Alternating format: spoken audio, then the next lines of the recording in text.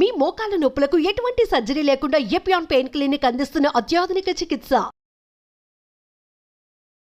నమస్తే రమగారు. నమస్తే జయ.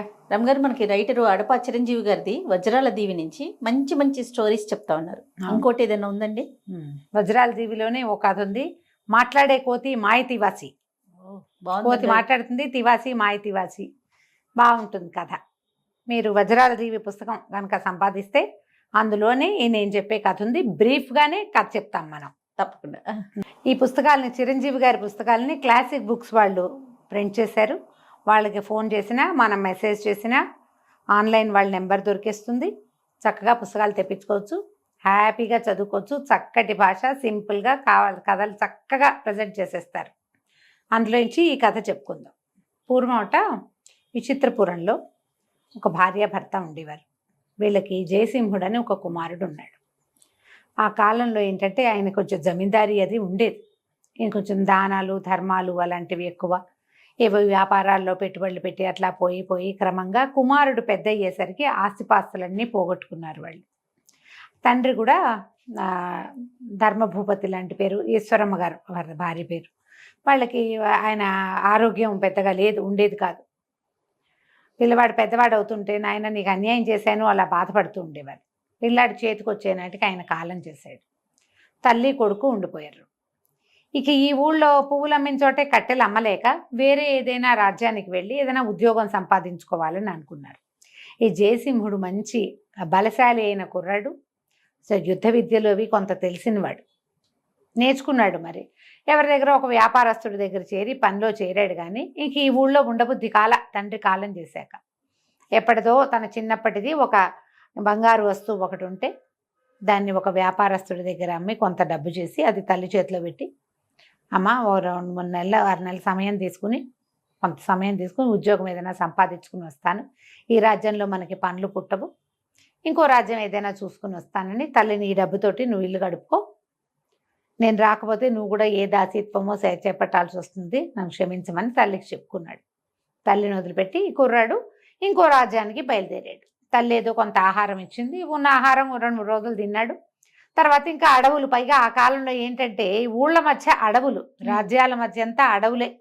ఇంకో రాజ్యాన్ని చేరాలంటే వెళ్ళాలిగా. ఈ ప్రయాణంలో ఇతను అడవిలో 1-2 రోజులు నిద్ర చేశాడు. 3వ రోజు 4వ రోజు అయ్యేసరికల్లా ఆహారం చాలకుండా ఏదో కాయా కసురు దొరికింది తినాలి, ఓపిక లేనితనంగా కూడా అయిపోయింది. సరే ఏదో చెట్టు కొమ్మ అందుకోబోయి ఆ పక్కన ఉన్న ఒక చీమల పుట్ట మీద పడ్డాడు. పడేసరికల్లా నిజానికి అది చీమల పుట్ట కాదు, అక్కడ ఒక మునీశ్వరుడు ఎంతకాలం నుంచో తపస్సు చేసుకున్నాడు. ఆయన చుట్టూతా ఏర్పడింది పుట్ట. ఇతను పోయి ఆయన మీద పడ్డాడు. ఈ జయసింహుడు పడేసరికల్లా మెలకు వచ్చేసింది. ధ్యానంలో ఉన్న ఆయన వెంటనే కళ్ళు తెరిచి, ఎవడెవరా నీవు, నా తపస్సు భగ్నం చేసావు, వానరుడుగా మారిపోవు, పగలు నరుడుగా సాయంత్రం వానరుడుగా ఈ అడవుల్లో తిరుగుతూ ఉండు, నువ్వు మనిషిగా ప్రవర్తించలేదు కాబట్టి అని శపించేశాడు. ఇవాళ అలా ఏడ్చాడు జయసింహుడు. ఆయన కాళ్ళు పట్టుకున్నాడు. నేనేదో జీవిక కోసం, జీవనభృతి కోసం ఈ అడవిలోకి వచ్చాను, అసలు మీరున్నట్టు కనపడలేదు, సాధారణ పుట్టగానే భావించాను, నేను మీ మీద పడతానని అనుకోలేదు, ఇప్పుడు నా జీవితం ఎటు కాకుండా అయిపోయింది, తల్లిని వదిలిపెట్టి వచ్చాను అని పదే బతిమలాడుకుని దుఃఖించాడు. దుఃఖిస్తే ఈయన ఏమన్నాడు, ఈ శాపం మరల్చలేను, కాలాంతరంలో నీకు శాపం దానంతట అదే పోతుంది, పగలు మనిషిగా ఉంటావు, సాయంత్రం అయ్యేసరికి కోతికి వానరుడుగా మారిపోతావు నువ్వు, కాకపోతే నువ్వు వినగలవు, మాట్లాడగలవు, కోతి లాంటి ప్రవర్తన ఉండదు నీకు, మనిషిలాగానే ప్రవర్తిస్తావు కానీ కోతి అని చెప్పాడు. ఒక కొద్ది రోజులు అక్కడక్కడే తిరిగాడు.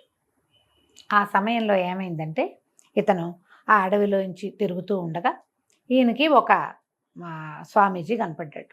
ఈ అడవిలో ఉంటూ పరమేశ్వరుని ధ్యానించుకోమని చెప్పి వెళ్ళిపోయాడు ఆయన. ఇతను ఇక్కడే ఉండిపోయాడు అడవిలోనే. ఏదో దొరుకుతుంది అవకాశం. ఇలా ఉంటూ ఉండగా ఏమైంది, ఈ అడవిలో ధ్యానం చేసుకుంటూ ఉండగా ఒక స్వామీజీ కనపడ్డారు. ఈ స్వామీజీ ఎవరైనా, ఈయన ముకుంద స్వామి అని ఒక యోగి. ఆయన ఎంతకాలమో తపస్సు చేసుకుని ఆయనకి తీర్థయాత్రలు చేయాలని సంకల్పం కలిగి తన తపశ్శక్తితోటి ఒక మాయ తివాసిని చేసుకున్నారు. భగవంతుడి ప్రసాదంగా ఆయనకు లభించింది. ఆ తివాసి మీద ఎక్కి ఆయన మొత్తం అన్ని క్షేత్రాలు తిరిగారు. తిరిగి ఇటువైపు వస్తుంటే ఆ అడవిలో పైనుంచి ఆయనకి ఏం కనపడింది? ఆకాశ మార్గాన ప్రయాణిస్తుంది ఆ తివాసి. ధ్యానం చేస్తున్న కోతి కనపడింది. ఆయన ఆశ్చర్యపోయి కిందకు వచ్చి ఇతన్ని పలకరించాడు. ఎవరినైనా నువ్వు కోతి ఈ రూపంలో ఉన్నావు అని అడిగేసరికల్లా అప్పుడు ఈ జయసింహుడు తన కథ అంతా చెప్పాడు. నేను ఇట్లా పగలు మనిషిగా ఉంటాను, సాయంకాలం కోతిగా మారుతున్నాను. కాలాంతరంలో ఎప్పుడూ నాకు ఇది పోతుంది. అప్పటిదాకా పరమేశ్వరుడి ధ్యానం చేయమన్నారంటే పరమేశ్వరుడే నన్ను ఇక్కడికి రప్పించాడు. నాయన ఈ తివాసి తీసుకో, నువ్వు దీన్ని వాడుకో, నీ దగ్గర ఉంచు అని చెప్పి ఆయన తివాసిని ఈ కోతి స్వరూపంలో ఉన్న అబ్బాయికి ఇచ్చాడు. పగలల్లా ఇతను ఆ తివాసి మీద ఎటైనా తిరగచ్చు, మనిషి రూపంలో ఉంటుంది. కోతిగా మారినప్పుడు దాన్ని దాచిపెట్టుకోవచ్చు. అతని మాట వింటుంది. ఈ తివాసి వేరే వాళ్ళు ఎవరు ఎక్కలేరు, దొంగిలించలేరు. ఎందుకంటే ఈయన తివాసిని మన చెట్టకొమ్మల్లోనూ అక్కడ పెట్టి ఎక్కడికైనా వెళ్తే ఆ తివాసి బ్రహ్మరాక్షసిగా మారి వాళ్ళని భయపెడుతుంది, జనాలు ఎవరన్నా దాన్ని ముట్టుకుంటే. ఇతడికి తప్ప ఇంకెవరికి ఇది పనిచేయదు, వాళ్ళకి తివాసీలాగా కూడా కనపడుతుంది అని ఒక వరంలాగా ఈ తివాసీని జయసింహుడికి అప్పచెప్పాడు. ఇతను అడవిలో తిరుగుతూ ఉండగా ఒక అమ్మాయిని కొంతమంది వీళ్ళు దుండగులు పట్టుకున్నది కనపడింది.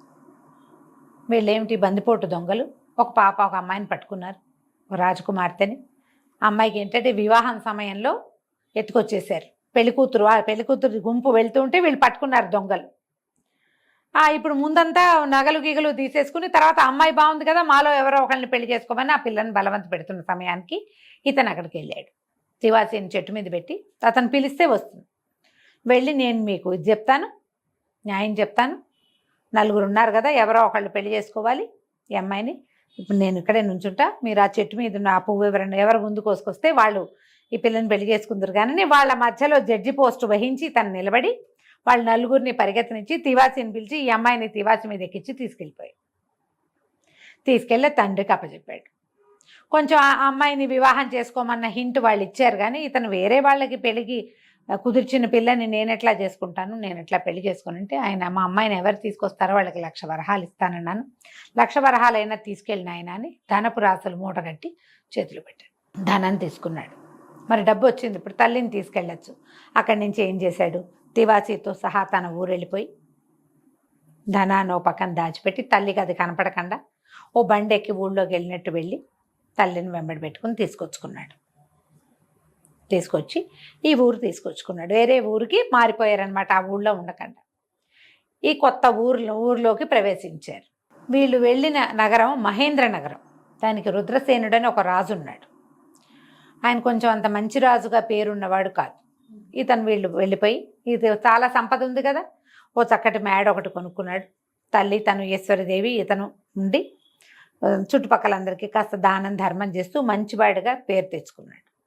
అయితే ఈ రుద్రసేనుడి మీద ఎప్పుడైతే జనాలకి ఇలాంటి అభిప్రాయం ఉందో, రాజు సరైనవాడు కాదు,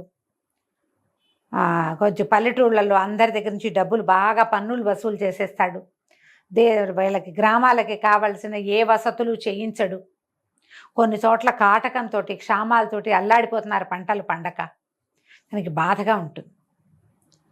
వీళ్ళకి సహాయం చేయాలి అని చెప్పి ఇతను ఏం చేస్తాడు, గజ దొంగ అవతారం ఎత్తుతాడు. ఊళ్ళో ఎవరో గజ దొంగ ఏర్పడ్డాడు. రాజుగారి ఖజానా నుంచి డబ్బు వచ్చేస్తుంది బయటికి.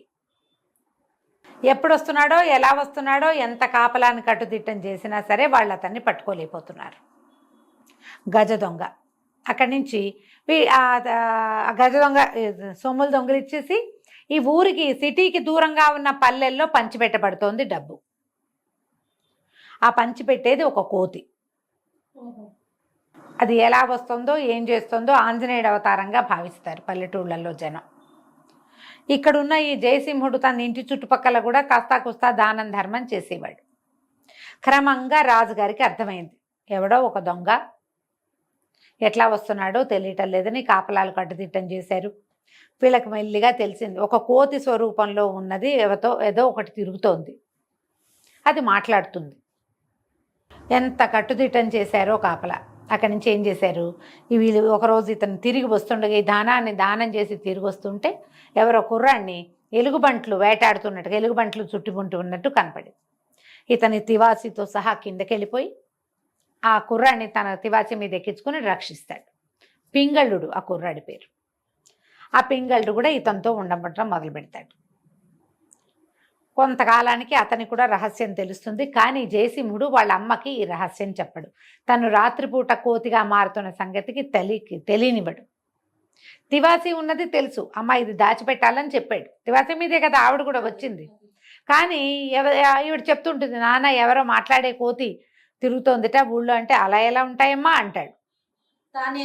తానే అని మాత్రం చెప్పడు. గదిలో ఉంటాడు.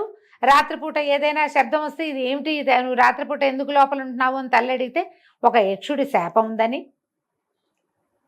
యక్షుడు లోపలే ఉంటాడని, ఆ సమయంలో తను ఎవరికి కనపడకూడదని అట్లా తల్లికి కొంచెం అబద్ధం చెప్పి గదిలో ఉన్నట్టే ఉంటాడు. తలుపులు వేసేసుకుంటాడు చీకటి పడేసరికి. ఆవిడ ఇంకా పిలవదు. తెల్లవారి లోపల ఇతను చుట్టుపెట్టాల్సినవన్నీ చుట్టబెట్టి చక్కబెట్టాల్సిన వ్యవహారం చక్కబెట్టుకుని వచ్చేసేవాడు. క్రమంగా ఈ తివాసి ఉన్న ఇతనే ఈ మాట్లాడే కోతిగా ఉన్నాడని పింగళుడికి కూడా తెలుస్తుంది. కానీ ఇక వాళ్ళిద్దరూ కలిసే చేస్తారు ఈ పనులు.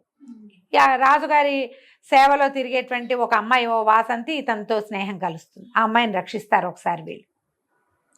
రక్షించేసరికల్లా ఆ పిల్ల ఈ పింగళుడితో స్నేహం చేసి రాజుగారి కోటలో చిన్న పొన్న రహస్యాలుంటే చెప్పేస్తారు ఆడపిల్లలు. ఈ పింగళుడికి ఏం చెప్తుందంటే, ఆ రాజుగారు తన ఖజానాని వేరే చోటకు మార్చేస్తున్నారు కొండకొమ్మ మీదకి, మా నాన్న చాలా హడావిడిగా ఉన్నాడని చెప్తుంది. ఆ విషయాన్ని పింగళుడు తెచ్చి జయసింహుడికి అప్పచెప్తాడు. అప్పుడు చూస్తే ఒక కొండ చివర ఒక పక్క నుంచి అసలు లోపలికి రాలేరు, ఒకవైపు నుంచే దానికి అవకాశం ఉంటుంది, రెండో వైపు అంతా కొండే అది. ఆ పైన ఈ ఖజానా ఉందని తెలుస్తుంది. ఇతని తన తివాసీతోటి అక్కడికి వెళ్ళిపోతాడు.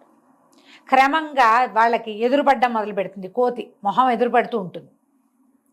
సైనికులు భయపడతారు. ఇంతెత్తున 6.5 అడుగులు శరీరం, ఇంతెత్తుగా ఉన్న మనిషి, అది కోతి, మాట్లాడుతుంది, దానికి కత్తి తిప్పడం వచ్చు, క్షణాల్లో మాయమవుతుంది. ఎట్టా వస్తుందో తెలియటం లేదు. కోతి రావాలంటే ఏదో పట్టుకుని వేళ్లాడుతూ చేయాలిగా, ఇది ఎట్టా వస్తుందో తెలియదు.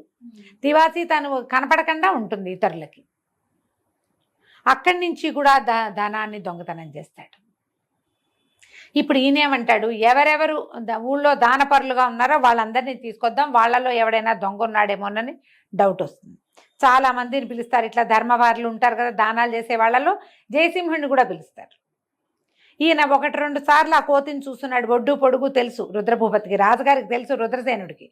ఆయన ఏమంటాడు, నువ్వే ఎందుకు కాకూడదంటే, సరే నన్ను అరెస్ట్ చేయండి, నేను కాదని తెలుస్తుంది కదా మీకు అనేసరికి సరే అనుకుంటాడు. అరెస్ట్ చేసి లోపల పెడతారు. జైల్లో ఉంటే ఈ తివాసి ఇతను ఎక్కడి నుంచి ఉంటే అక్కడికి వచ్చేస్తుంది రాత్రిపూట. కోతిగా మారిపోతాడు, తివాసితోటి బయటికి వెళ్తాడు, తెల్లవారేసరికి మళ్ళీ లోపలికి వచ్చేస్తాడు. ఎలా వెళ్ళాడో అలాగే తివాసితో పాటు లోపలికి వచ్చేస్తాడు. కాబట్టి ఇతను కాదని వదిలేస్తారు. ఏం చెయ్యాలో తెలీదు. సరే, ఒకనాటికి మెల్లిగా కొద్ది రోజులకి ఇతన్ని ఆవేశంతో పట్టేసుకుంటారు. పట్టుకునేసరికల్లా ఇక ప్రజల్లో కూడా ఒక అలజడి వచ్చేస్తుంది. ఎందుకంటే ఈ కోతి స్వరూపంతో ఉన్నవాడు ఏ ఊళ్ళల్లో కాటకం ఉందో, క్షామం ఉందో అక్కడంతా డబ్బు పంచిపెట్టాడు, అందరికీ ధాన్యం పంచిపెట్టాడు. అతను పంచింది అంతా రాజుగారి డబ్బే. రాజుగారి డబ్బు అంటే రాజు ఎక్కడి నుంచి సంపాదిస్తాడు? ప్రజలదే కదా, పన్నుల రూపంలో వాళ్ళ డబ్బే వాళ్ళ దగ్గర చేరుతుంది. ప్రజల్లో కూడా ఒక గొడవ వచ్చేస్తుంది.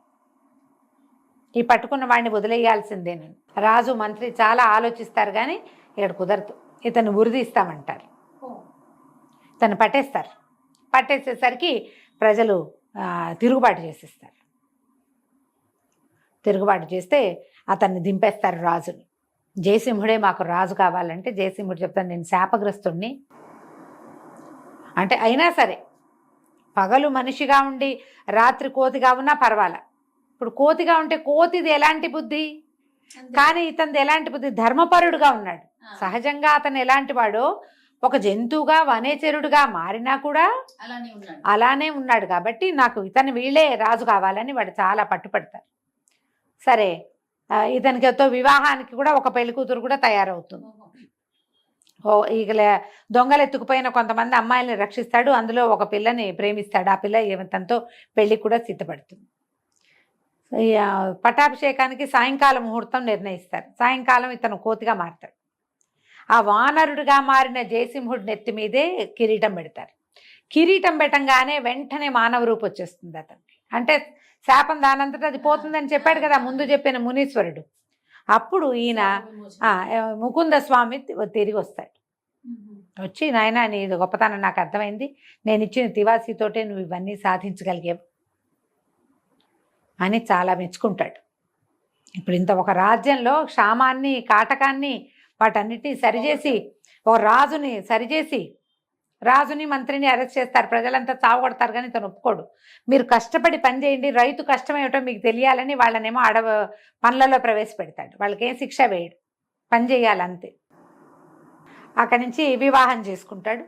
ఆయన ఏం చెప్తాడంటే, తివాసీని నీ దగ్గరే ఉంచు, పూజామందిరంలో భద్రపరచు, నీకు ఇప్పుడు నీ జీవితానికి దాని అవసరం లేదు, ఎప్పుడైనా అవసరపడితే తప్పకుండా వాడుకో, అది నీతో పాటే ఉంటుందని చెప్పి ఆ తివాసీని అతనికే అప్పచెప్పేస్తాడు. ఆయన తీసుకెళ్ళాడు ముకుందస్వామి. తర్వాత కొంతకాలం హాయిగా ఉంటారు. పింగళుడిని కూడా స్నేహితుడు ఉన్నాడుగా, అతన్ని కూడా ఒక చిన్న మంత్రిని చేస్తాడు, వివాహం చేస్తాడు, కలిసి ఉంటారు హాయిగా. మళ్ళీ కొంతకాలానికి ఊళ్ళల్లో ఎక్కడో గొడవలు అవుతున్నాయని వార్తలు వచ్చేసరికి తివాసీని మళ్ళీ బయటికి తీసి స్నేహితులిద్దరూ తివాసీ ఎక్కి వెళ్ళి అక్కడ పరిస్థితులను చక్కదిద్దటానికి వెళ్తారు. ఒక సాధారణ జమీందారి వారసుడైన కుర్రాడు ఆస్తులన్నీ పోగొట్టుకుని చివరికి భగవత్ సహాయంతో తన మంచి ధర్మబుద్ధితోటి ఒక రాజ్యానికి వచ్చిన ఆపదలన్నిటినీ సెట్ చేసి రాజ్యానికి రాజు అయిన ఈ మాట్లాడే కోతి మాయ తివాసీ కథ నేను బ్రీఫెస్ట్గా చెప్పాను. మీరు ఎలాబరేట్గా చదువుకోవచ్చు. క్లాసిక్ బుక్స్ నుంచి వజ్రాల దేవి పుస్తకం తెప్పించుకోండి, మీకు అందులో 5-6 కథలు ఉంటాయి. చాలా మంచి కథలు అన్నీ చక్కగా చదువుకోవచ్చు, పిల్లలకి చెప్పచ్చు, తప్పకుండా బ్రహ్మాండంగా ఉంటాయి. కథ కంచికి మనం ఇంటికి. చాలా బాగుంది రమ్మగారు. నమస్తే. నమస్తే.